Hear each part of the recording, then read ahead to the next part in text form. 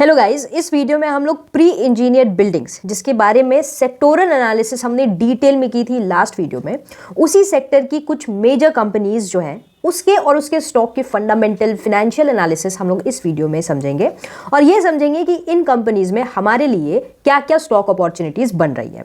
तो इसका पूरा डिटेल हम लोग समझेंगे। इसके लिए आपको इन कंपनीज के बिजनेस को समझना बहुत ज़्यादा ज़रूरी है, इन कंपनीज के इकोनॉमिक्स को समझना बहुत ज़्यादा ज़रूरी है। उन्हीं सारी चीज़ों को अभी हम लोग कवर करने वाले हैं। आप सेक्टोरल एनालिसिस की वीडियो डिटेल में ज़रूर देखना, क्योंकि once you know the sector तो आपके पास एक आइडिया लग जाता है कि डेली बेसिस पे जो भी इवेंट्स हो रहे हैं ओवरऑल वो आपकी पूरी सेक्टर और आपकी कंपनीज को कैसे इंपैक्ट करेंगे। ऑलराइट, तो चलते हैं स्क्रीन की तरफ। तो देखो, इस इंडस्ट्री में प्लेयर्स बहुत बढ़ते जा रहे हैं, कंपटीशन बढ़ते जा रहा है, उसमें कोई डाउट नहीं है। बट द पॉइंट इज कि इस पूरे इंडस्ट्री में ग्रोथ इतनी है, ऑर्डर बुक इतना है कि ये जितने भी कंपटीशन आ रहे हैं उन सबको बेनिफिट मिल रहा है। और ये हम लोग अभी स्टार्टिंग पॉइंट पर हैं, इसीलिए सभी लोगों को बेनिफिट मिल रहा है एंड पॉसिबिलिटी इज कि ये अगले 2-3 साल तक कंटिन्यू रहेगा। तो वैसे तो हमारे पास कुछ की प्लेयर्स हैं, जैसे कि आप Interarch building solutions, MNB engineering, Pennar industries, Epack, prefab, Kirby is the largest player in the industry. इनकी जो कैपेसिटी है वो सबसे बड़ी है। ये अभी लिस्टेड नहीं है, बट जैसा कि सिनेरियो लग रहा है, मुझे लगता है ये भी जल्दी लिस्ट हो जाएगा। इन चारों की बात करें तो इसमें पर्सनली हम डिटेल में इंटरआर्क और MNB को एनालाइज करने वाले हैं। पेन्नार को नहीं एनालाइज करेंगे डिटेल में और इसको इग्नोर भी करेंगे, उसका रीज़न बताएंगे। एंड ईपैक प्रीफैब पे अभी मेरी रिसर्च स्टडी कंप्लीट नहीं हुई है, जब कंप्लीट होगी तो हम इस पर भी वीडियो बना देंगे। जब हम स्क्रीनर वेबसाइट पर आते हैं तो कुछ कुछ आपको ऊपर से फंडामेंटल्स दिखा देते हैं। पेन्नार का अगर आप देखें तो मार्केट कैप लगभग सारी कंपनीज का सेम ही है। अब इन सब की वैल्यूएशंस आप देखना, पी वैल्यूएशंस 25, 27 एंड 18 पेन्नार का सबसे कम है। एंड इसके पीछे एक नेगेटिव रीजन है कि इसकी वैल्यूएशंस इतनी कम क्यों है। ROC में अगर आप देखेंगे तो सबसे बढ़िया जो आपको देखने को मिलेगा ROC ROE रेशियो वो MNB का देखने को मिलेगा। उसके बाद आपका प्रीफैब आ जाता है ईपैक का, और इंटरआर्क का भी कुछ कम नहीं है, इसका भी काफ़ी इंटरेस्टिंग है। और company is even trying to increase this profitability ratios in upcoming time. PEG ratio particularly हमें ये बताता है कि फ्यूचर की ग्रोथ के कंपेरिजन में आज हमारा स्टॉक प्राइस कितना ज़्यादा ओवर वैल्यूड है या अंडर वैल्यूड है। अगर PEG रेशियोज 1 से कम रहता है किसी भी स्टॉक का, उसका मतलब है कि फ्यूचर की ग्रोथ के कंपेरिजन में आज हमारा स्टॉक जो है उस स्टॉक की प्राइस अंडर वैल्यूड है। ठीक है, तो अगर आप देखो पेन्नार का देख लो, MNB का देख लो, इंटरआर्क का देख लो या ईपैक का देख लो, सबका PEG रेशियो 1 से कम है। दैट मीन्स इस पूरे इंडस्ट्री में अपॉर्चुनिटी है। और अभी ये सारे स्टॉक्स गिरे हुए हैं और इसीलिए भी इनकी वैल्यूएशंस कम है। क्यों गिरे हुए थे? क्योंकि अभी आपका मार्केट को ये लग रहा है कि स्टील प्राइसेस बढ़ेंगे, क्योंकि इंपोर्ट ड्यूटीज़ वगैरह स्टील पर बढ़ा दी गई है इंडिया में, जिस वजह से इंडियन स्टील मैन्युफैक्चरर्स अपनी प्राइसिंग बढ़ाएंगे, जिस वजह से इन कंपनीज़ का रॉ मटेरियल भी महंगा होगा, जिससे इनकी मार्जिन कॉम्प्रोमाइज़ होगी। बट ये एक शॉर्ट टर्म चीज़ है। अगर आप ओवरऑल मैन्युफैक्चरिंग बूम को देखें तो इस शॉर्ट टर्म इवेंट की वजह से जो प्राइस फॉल हमें दिख रहा है, कम वैल्यूएशन हमें दिख रही है, उस पर हमें एक अपॉर्चुनिटी नजर आ रही है। क्योंकि लॉन्ग रन में अगर आप देखें तो मैन्युफैक्चरिंग बूम बहुत अच्छी है। और जैसा हमने लास्ट सेक्टोरल वीडियो में भी बात की थी, जो गवर्नमेंट ने FTA साइन किए हैं, इनसे एक्सपोर्ट और डोमेस्टिक दोनों में हमें प्रोडक्शन बूम देखने को मिलेगा। और जब भी प्रोडक्शन मैन्युफैक्चरिंग बूम होता है तो आपकी प्री इंजीनियर्ड बिल्डिंग्स की डिमांड बढ़ती है एंड हेंस इन कंपनीज का इवेंचुअली बेनिफिट होता है। इनके रिजल्ट्स अच्छे होते हैं, प्रॉफिटेबिलिटी, रेवेन्यू बढ़ती है, ऑर्डर बुक बढ़ते हैं एंड इवेंचुअली स्टॉक्स भी परफॉर्म करता है। ठीक है, तो इस कॉन्टेक्स्ट में let us start our analysis, जिसमें हम लोग सबसे पहले पेन्नार इंडस्ट्रीज जो कंपनी हमारी उसकी बात कर लेते हैं। देखो, पेन्नार का ना 2 बिजनेस सेगमेंट है। ठीक है, एक तो पहले इनका डाइवर्सिफाइड इंजीनियरिंग का बिजनेस सेगमेंट आ जाता है, जिसमें छोटे छोटे अलग अलग प्रोडक्ट बनाते हैं। कुछ कुछ स्टील के पार्ट्स प्रोडक्ट बना देते हैं, फिर हाइड्रोलिक्स बनाते हैं, प्रिसीजन ट्यूब्स बनाते हैं, बॉयलर। मतलब ये 100% प्री इंजीनियर्ड बिल्डिंग में नहीं है, जैसा कि आपका इंटरआर्क बिल्डिंग सॉल्यूशंस कंपनी है। ठीक है, तो इनका जो इवन इस साइड से इनका जो रेवेन्यू है फिलहाल 51% आता है टोटल रेवेन्यू का। और जो कस्टमाइज्ड इंजीनियरिंग प्रोडक्ट्स है, विच इज बेसिकली और प्री इंजीनियर्ड बिल्डिंग, इस सेगमेंट से इनका रेवेन्यू 49% के आसपास का आता है। तो इसी पॉइंट पर हमें ये फील होता है कि यार अगर हम लोग प्योर प्ले देखें, गुड है कि इनका डाइवर्सिफाइड पोर्टफोलियो है, बट अगर हम लोग प्योर प्री इंजीनियर्ड बिल्डिंग के बेनिफिशियरीज की बात करें तो ये शायद उतना सिग्निफिकेंट हमें रिजल्ट्स ना दिखाए। क्योंकि अगर इनका हो सकता है प्री इंजीनियर बिल्डिंग का पोर्टफोलियो अच्छा भी परफॉर्म करे, तो शायद ये वाला पोर्टफोलियो उतना अच्छा ना परफॉर्म करे, जिस वजह से फिर उनके ओवरऑल जो कंसोलिडेटेड रिजल्ट्स होंगे वो कॉम्प्रोमाइज हो जाएंगे, कम हो जाएंगे। When it comes to PAT margin, यानी प्रॉफिट आफ्टर टैक्स का जो मार्जिन है, वो आप देखोगे कंपनी के बहुत कम है, बहुत कम है। आई थिंक 3% के आसपास है। वहीं पर बाकी जो कंपनीज है इंडस्ट्री में उनका 6 to 7% के बीच में है, इससे ऊपर ही है। लेकिन 3% बहुत कम है यार। और ये क्यों है? क्योंकि कंपनी के ऊपर जो है बोरोइंग्स बहुत ज्यादा हमें दिखाई दे रही है। और ये पहला रीजन है जिस वजह से I avoid this company. Pre engineer building में आपको विनर होने के लिए, इस पूरे सेक्टर में विनर होने के लिए आपको ज्यादा से ज्यादा ऑर्डर्स लेने होंगे और साथ में ऑर्डर एग्जीक्यूट भी करना होगा। और आप ऑर्डर एग्जीक्यूट कब करोगे? आपके पास जब मैसिव कैपेसिटी रहेगी। ठीक है, तो वो उस पॉइंट पर कंपनी की कैपेसिटी एक्सपेंशन प्लान्स थोड़ी सी वीक है in comparison to the other players in the market of course. तो इसीलिए हम लोग इस कंपनी को क्लियरली अवॉइड करेंगे। तो इंटरनल बिल्डिंग सॉल्यूशन में अगर आप देखते हो तो कंपनी का सालों से इस मार्केट में एक्सपीरियंस है, प्री इंजीनियर बिल्डिंग्स में लगभग 25 ईयर्स प्लस एक्सपीरियंस है। इनका मार्केट शेयर 65% है मार्च 2024 में अगर बात करें पूरे प्री इंजीनियर बिल्डिंग में। और ये सेकंड लार्जेस्ट प्लेयर, जैसा मैंने कहा, किर्बी इज द फर्स्ट वन, और ये सेकंड लार्जेस्ट प्लेयर है ऑर्गेनाइज मार्केट में। ठीक है, तो दैट इज व्हाट। और मुझे लगता है इनका ऑर्गेनाइज मार्केट में जो मार्केट शेयर है दैट इज अबव 12%, 12 to 15% के आसपास का है। 100% इनका बिजनेस प्री इंजीनियर बिल्डिंग में है, तो इनका प्री इंजीनियर बिल्डिंग की ग्रोथ का डायरेक्ट फायदा मिलेगा। ठीक है, इनका बिजनेस क्या है, क्या प्रोडक्ट है, बेसिकली पूरी की पूरी प्री इंजीनियर बिल्डिंग को उसकी डिजाइनिंग करते हैं, फिर उसके पार्ट्स को धीरे धीरे मैन्युफैक्चर करते हैं खुद से, फिर पार्ट्स को साइट पे ले जा करके कंस्ट्रक्ट करते हैं। ये पूरा का पूरा काम ये खुद करते हैं, उसके लिए कॉन्ट्रैक्ट लेते हैं। पहला ये बिजनेस सेगमेंट इनका, और दूसरा वही कि प्री इंजीनियर के पार्ट्स जैसा कि ये बनाते रहते हैं, तो उसको कभी कभार इधर उधर बेचकर भी इनका रेवेन्यू आ जाता है।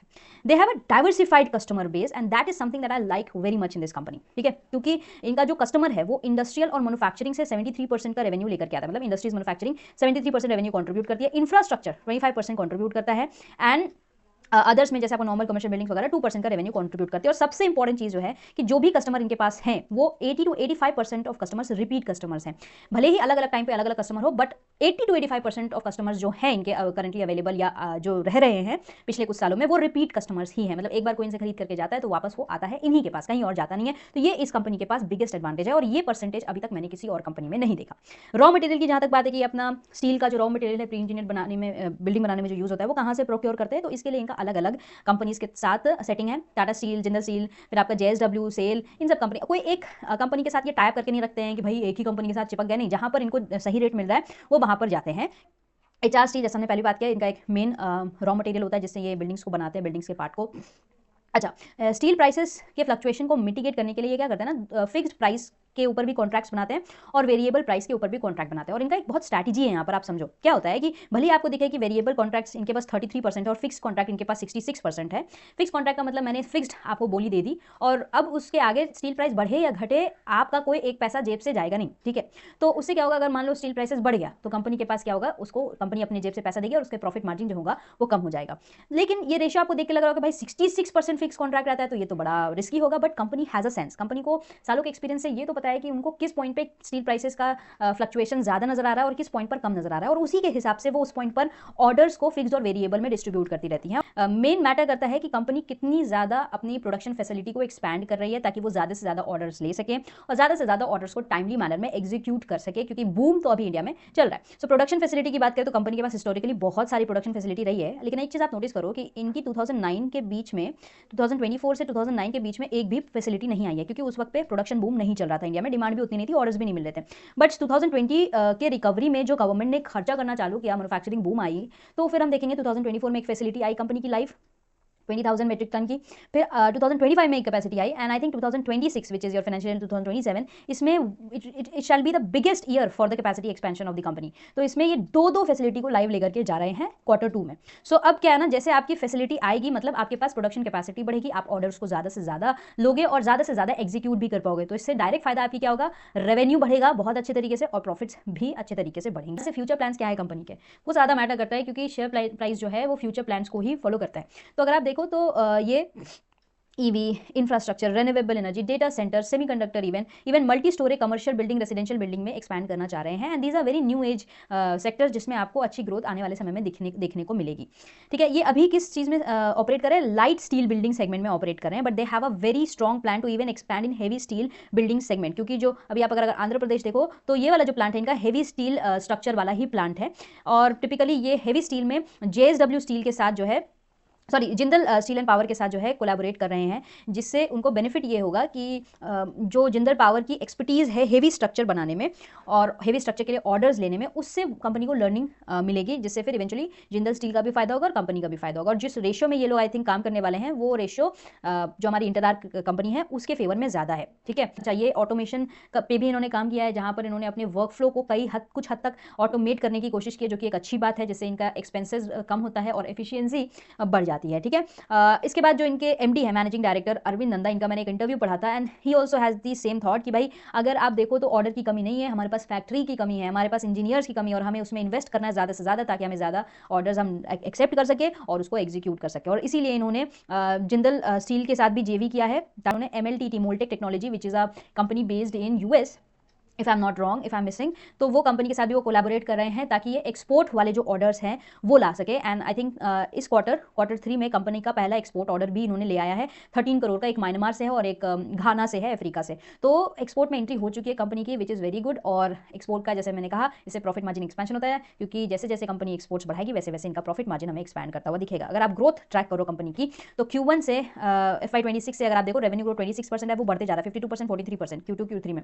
एबिटा ग्रोथ जो है 17% था, फिर 65 हुआ, फिर 44% हुआ, और ये हम ईयर ऑन ईयर बोल रहे हैं। और मार्जिन जो है अगर आप देखो तो लगभग आपका इंक्रीजिंग मोड में है। एबिटा मार्जिन थोड़ा सा डिप दिखा, but that is okay because company अपनी कैपेसिटी एक्सपेंशन वगैरह भी कर रही है। पैट मार्जिन में हमें थोड़ा डिप देखने को मिला है बिकॉज कंपनी की जो अदर इनकम है इस क्वार्टर में कम रही है, जिसको हम लोगों को कंसिडर भी नहीं करना है, और साथ में हाई डिप्रिसिएशन रहा है due to the capacity expansion. Overall very good growth company की रही है। Q2 के कौन अपडेट्स है यार आप देख लेना। अब Q2 का अब ज्यादा डिस्कशन नहीं होगा क्योंकि Q3 का result we have already got. तो इसमें कंपनी की बहुत अच्छी रिजल्ट्स रही है, और इसमें अगेन टोटल ऑर्डर बुक जो कंपनी की रही है 1685 करोड़ की रही है। एंड धीरे धीरे इस ऑर्डर बुक में हमें ग्रोथ देखने को मिल रहा है, क्योंकि जो Q1 और Q2 था उसमें ऑर्डर बुक उतनी नहीं ग्रो की थी। कंपनी ने जानबूझ के ऑर्डर उतना नहीं लिया था कि हमारे पास कैपेसिटी है ही नहीं, तो हम लोग ऑर्डर कैसे एग्जीक्यूट करेंगे। तो आई थिंक 1600 के आसपास की ही ऑर्डर थी, और अब धीरे धीरे कंपनी उस ऑर्डर बुक को इंक्रीज कर रही है। एंड आई थिंक Q2 में FY27 में जो इनकी कैपेसिटी लाइव जाएगी, तो उससे उनकी ऑर्डर बुक भी ओवरऑल बढ़ती हुई हमें दिखाई देगी। ऑर्डर ज़्यादा से ज़्यादा लेगी कंपनी, क्योंकि उसको पता है मेरे पास नई कैपेसिटी आ रही है, तो एग्जीक्यूशन भी हमारा बढ़ रहा है। ठीक है, कंपनी की फेज 2 आंध्र प्रदेश फैसिलिटी है, वो जस्ट Q3 में दिसंबर वाला क्वार्टर में ही लाइव गई है, अभी हाल में 2-3 महीने पहले। एंड जो कंस्ट्रक्शन है गुजरात वाला और आंध्र प्रदेश में हेवी स्टील जो दूसरी वाली बिल्डिंग बन रही है प्रोडक्शन कैपेसिटी, उस पर भी अच्छा प्रोग्रेस हमें देखने को मिल रहा है, जो कि Q2 से कमर्शियलाइज हो जाएगी। तो अभी आपकी Q3 से जो कैपेसिटी एक्सपेंशन हुई है उससे कंपनी की सेल्स रेवेन्यू में, प्रॉफिट्स में ग्रोथ आपको एटलीस्ट 2 क्वार्टर तो बढ़िया देखने को मिलेगा, Q4 में Q1 में। तो ये ऑलरेडी हमें ग्रोथ दिखा कि Q2 फिर Q3 फिर से हमें ग्रोथ देखने को मिल जाएगा। क्यों? क्योंकि Q2 में हमारी 2 फैसिलिटी फिर से लाइव जा रही है। इसीलिए हम बता रहे हैं कि इस पूरे सेक्टर में और स्पेशली इंटरआर्क में एक भयानक ग्रोथ अपॉर्चुनिटी हमें आने वाले 4 से 5 क्वार्टर्स में दिखाई दे रही है। Coming to another company MNB engineering, ये भी कुछ कम नहीं है, भी अच्छे ट्रैक पर अभी चल रही है। तो MNB की बात कर ले तो Q2 FY26 से मैंने ये डेटा गैदर किया है, जहां पर हमें पता चल रहा है कि ये जो कंपनी है इसका बेसिकली 2 बिजनेस सेगमेंट है, एक है फिनिक्स और एक है प्रोफ्लेक्स। प्रोफ्लेक्स से इनका 20% ऑफ रेवेन्यू आता है और फिनिक्स से इनका बाकी के 80% ऑफ रेवेन्यू आता है। और ये फिनिक्स जो है वो प्री इंजीनियर्ड बिल्डिंग वाला है कंप्लीटली, और प्रोफ्लेक्स में क्या होता है ना, सेल्फ सपोर्टेड रूफिंग वगैरह जो होती है ना, उसका प्रोडक्शन करके कंपनी सप्लाई करती है। ठीक है, तो इस सेगमेंट में हम आगे देखेंगे अभी यहाँ पर कि जो आपका ऑर्डर्स है वो आपका प्रोफ्लेक्स से कम होता हुआ नजर आ रहा है। ऑर्डर प्रोफ्लेक्स में अगर आप देखो Q1 से Q2 में ऑर्डर एकदम से कांस्टेंट है, और जो आपका फिनिक्स है उसमें आपको एकदम से बढ़िया ग्रोथ देखने को मिल रहा है। लगभग आपको 50% ऑर्डर ग्रो करते हुए दिखाई दे रहा है। फिनिक्स में 2 सेगमेंट है, एक एक्सपोर्ट का सेगमेंट है बजाते, एक कंपनी यूएस को एक्सपोर्ट करता है, यूरोप को एक्सपोर्ट करता है, बट हाँ they don't have their production facility in those countries. However एक डोमेस्टिक है जो डोमेस्टिक ऑर्डर्स बुक को एग्जीक्यूट करती है ये सारी फैक्ट्री। तो पहले जो यूएस टैरिफ लगा था तो स्टॉक सफर कर रहा था, बट अब टैरिफ हटा है तो अभी स्टॉक को थोड़ा रिलीफ मिल रहा है और हमें एक अच्छी रैली में स्टॉक जाता हुआ दिखाई दे रहा है। ठीक है, तो कहने का मतलब है कि प्री इंजीनियर बिल्डिंग धीरे धीरे कंपनी का ऑर्डर साइड पे भी बढ़ता हुआ नजर आ रहा है, और हमें लगता है कि आगे आने वाले समय में ये जो percentage of share of revenue है जो आज के डेट में 80% है, वो 90% के आसपास भी प्री इंजीनियर बिल्डिंग से जाता हुआ दिखाई दे सकता है। ठीक है, फिर फाइनेंशियल्स को देखो कंपनी की, तो प्रॉफिट मार्जिन जहां पर हमने इंटरआर्क का देखा कि एबिटा लेवल पर कंपनी 8 to 9%, आई थिंक 7.5 से 8.5 के बीच में प्रॉफिट मार्जिन कर रही है एबिटा लेवल पर। वहीं पर ये कंपनी आप देखो 12%, 12.70% बीच में, तो एक ऐसा क्वार्टर था जहां पर कंपनी को वन टाइम बेनिफिट हुआ था, बट एवरेज मान के चलो कंपनी का 12% तो ऑपरेटिंग प्रॉफिट मार्जिन बन ही रहा है, एबिटा बन ही रहा है। क्यों? क्योंकि कंपनी एक्सपोर्ट साइड पर भी है और कंपनी का प्रोडक्ट पोर्टफोलियो भी डाइवर्सिफाइड है। ठीक है, और साथ में कंपनी की जो रेवेन्यू बूस्ट है हमें बहुत अच्छी देखने को मिल रही है। आप देखो स्ट्रेट 50% का रेवेन्यू में जंप देखने को मिल रहा है। ये हम लोग Q2 FY26 की बात कर रहे हैं। अभी इनका February 9 को रिजल्ट आना है, आई थिंक वो भी अच्छा होगा, क्योंकि जिस हिसाब से हमें स्टॉक में रैली दिखाई दे रही है, I think market is expecting something good in that quarter as well. अब बात कर लेते हैं कैपेसिटी एक्सपेंशन की, क्योंकि ऑर्डर बुक तो हमें अच्छी तरीके से ग्रो करती हुई दिखाई दे रही है कंपनी की। अभी जैसा मैंने कहा, जैसे इंटरआर्क ने भी 2024 से ये मैसिव कैपेसिटी एक्सपेंशन करना चालू किया, वैसे ही इस कंपनी ने भी मैसिव कैपेसिटी एक्सपेंशन अभी चालू किया है। इसकी पहले से एक फैसिलिटी थी गुजरात में, जो अपने 75 to 80% ऑफ यूटिलाइजेशन पर है। फिर अभी इसने तमिलनाडु में एक नई फैसिलिटी बनाई है, आई थिंक 2025 में ही फैसिलिटी यूज होना चालू हुई है, 40 to 45% यूटिलाइजेशन पर है, जो धीरे धीरे बढ़ेगा। Q3 में ही FY26 के Q3 में ही ये फैसिलिटी लाइव गई है। और अब इनफैक्ट 2 नई फैसिलिटी इनकी लाइव आ रही है, जो कि गुजरात में ही एक है और एक अगेन तमिलनाडु में ही एक साथ में फेज 2 प्लान्स आ रहे हैं। मतलब कि ये जो कैपेसिटी है इनकी, ये Q1 से Q3 FY27 के बीच ऑपरेशनल फिर इनके पास ना प्रोफ्लेक्स जो इनका डिवीजन है सेल्फ सपोर्टेड रूफ वाला, उसके लिए ये ना मोबाइल प्रोफ्लेक्स यूनिट्स यूज करते हैं, मतलब ये सैटेलाइट यूनिट होते हैं।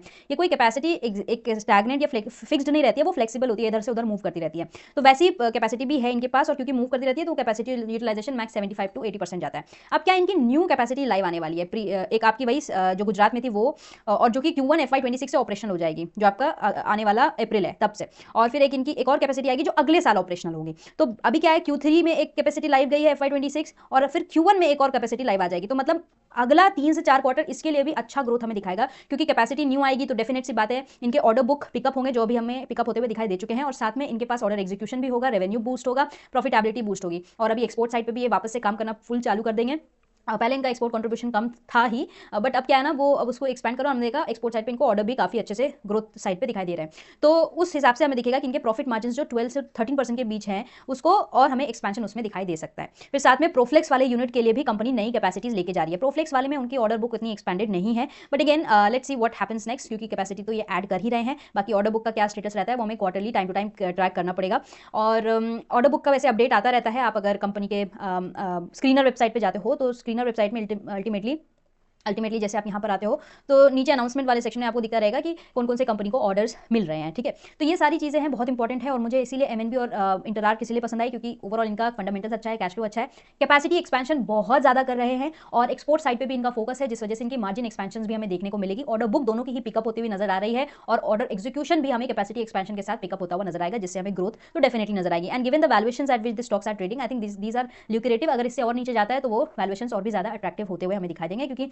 स्टील प्राइसेस की वजह से हो सकता है, but again that will be an opportunity for us. बाकी आप अपनी कोई भी डिसीजन अपने एनालिसिस के बाद ही लेना। वीडियो अच्छा लगा तो लाइक करते जाना। मिलते हैं नेक्स्ट वीडियो में।